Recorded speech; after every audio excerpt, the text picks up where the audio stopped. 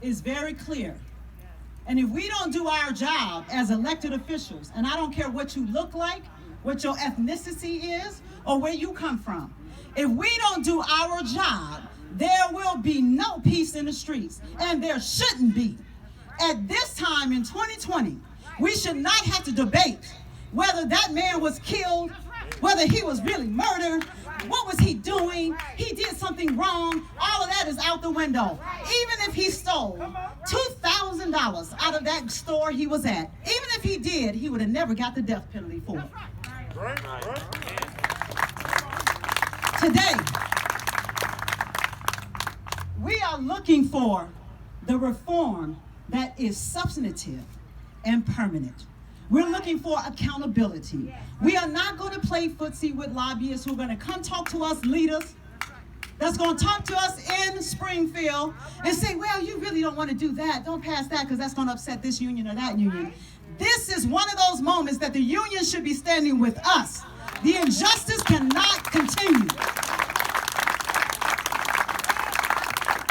Family violence, the stress in the black community contributes to domestic violence in our homes. We are stressed. We are without jobs. They stealing milk and diapers. That's a message, y'all. Anybody that's gonna steal food and walk down the street after they just sold it, that is a message. And if we're not paying attention, we will see this over and over again. We want 100% access to childhood programs. All of our children should be able to get early childhood education. All of our children have to have early childhood education. We want the governor to implement a new program that's 100% employment program. We want to end discriminatory hiring practices. The same thing that we experienced in the 60s is what we are experiencing right now. We have walked backwards, not forward. Because we have more black electeds don't mean nothing if we cannot produce the policies that change the outcome. We want equal access to education. I'm at the University of Illinois. We want all of our students to be able to go to the university. If they can qualify, they should be able to get in, and they should not have to hawk their house, their arms, and their legs to pay tuition. We want to end to corporate tuition prices at our higher education institutions.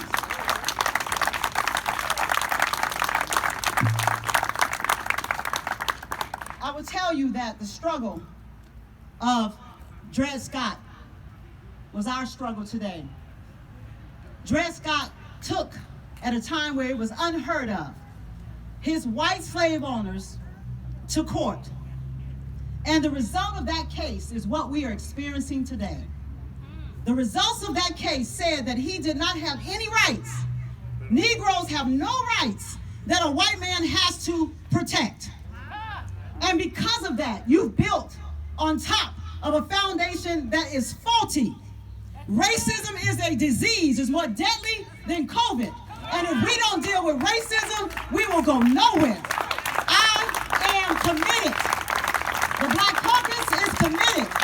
And we will not stand aside and let anyone stop us from building the kind of progress that will bring peace and justice to our communities and to our streets. God bless us all. Let's stay in the fight.